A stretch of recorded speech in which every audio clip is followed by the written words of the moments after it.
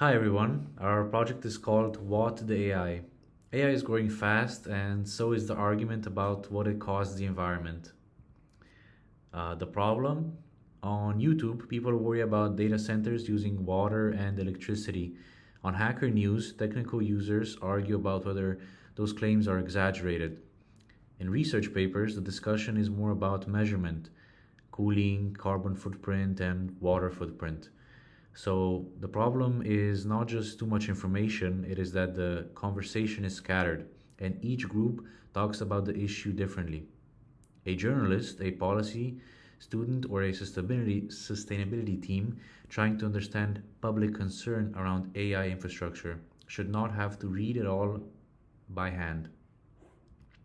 What we built we built What the AI. We collected 40,000 YouTube comments plus metadata and transcripts, about 1,700 Hacker News records, and about 170 research records from ARXIV, Open Alex, and Crossref. Our pipeline cleans that data and extracts sentiment, named entities, keyword, topics, and relations. What we found. But the point is not the NLP labels themselves. The point is that a user can ask, what are people saying about AI water usage? Or which concerns are most negative? And the system retrieves evidence from real comments, posts, and transcripts. The most useful thing we learned is that this is not one conversation.